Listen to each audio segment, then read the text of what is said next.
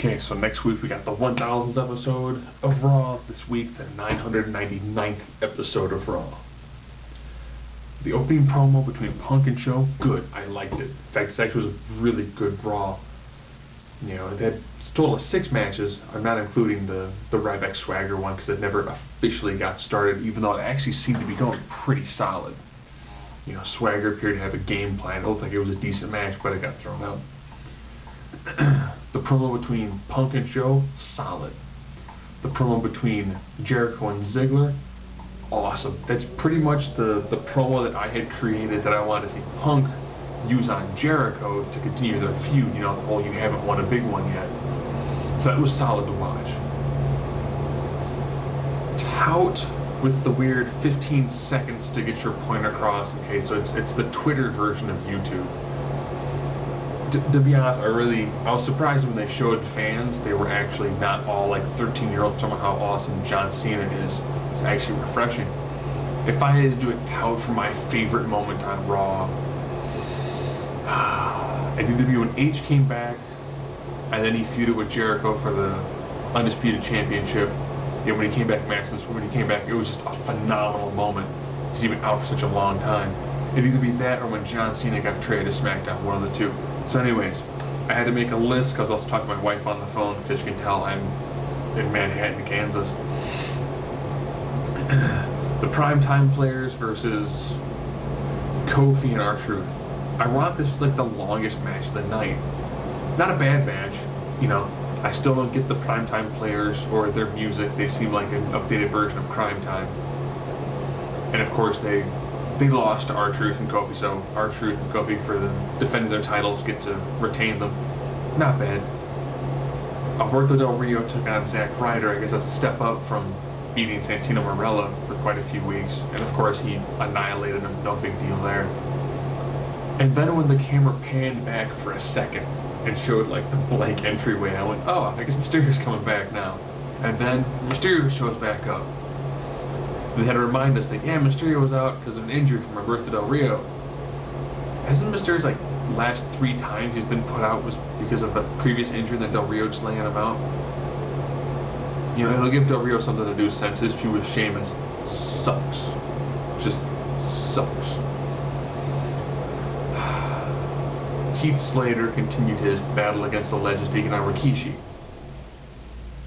Squashmaster Rikishi just, you know, annihilates him by doing his sidekick, the move that Umaga or Umanga used, that thumb, Samoan spike, beautiful move, and then finishing off the Yokozuna Banzai drop. Lights dim. I think dances with his kids. Good to see that they still have jobs. They're not in a tag team match of any sort, but at least they get to be on TV. And they also mentioned that next week, for the 1000th episode of Raw, the IC title will be defended. Okay? So beyond having DX, The Rock, Brock Lesnar, John Cena versus CM Punk for the title, the IC belt will be defended. Okay. Okay. Daniel Bryan and AJ took on the team of Eve and the returning Miz. Relatively quick match with AJ getting the pin on Eve, then Daniel Bryan proposing to her. So next week on Raw, you'll also have the wedding of Daniel Bryan and AJ. This is going to be a pretty packed 3 hours, and so far we've only got 2 matches and like 4 other segments already planned that are not wrestling related.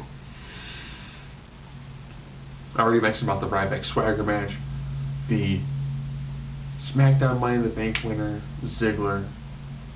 His feud with Jericho is going to be epic. I want to see Jericho get a pay-per-view pinfall victory. I really do.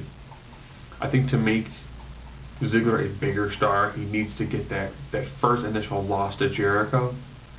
Because him saying that Jericho hasn't won a big one since he came back, which is an accurate statement, it'll just give that so much more fuel, so much more fire. If they just bury Chris in this one, like he's lost in all the other ones, even if he looks great in the match and he still loses, it's just not going to be the same. He needs to get a victory. He needs to get first blood on Ziggler, really make this work and make this, you know, be a solid match. Brodus Clay took on JTG, which was weird because you had Brodus Clay and Rikishi. I would have thought those two would have had a dance-off, but yeah, you never know. And then the main event of CM Punk and Show. Show, decent worker. CM Punk could probably put on an awesome match with my crappy cell phone. Good match, nice, solid. Show loses by DQ. And then Cena comes out. The first time we see Cena in the ring the whole night is the main event spot. Show like you should cash it in. Cash it in. Beat him. Become champ. That's a belt you designed.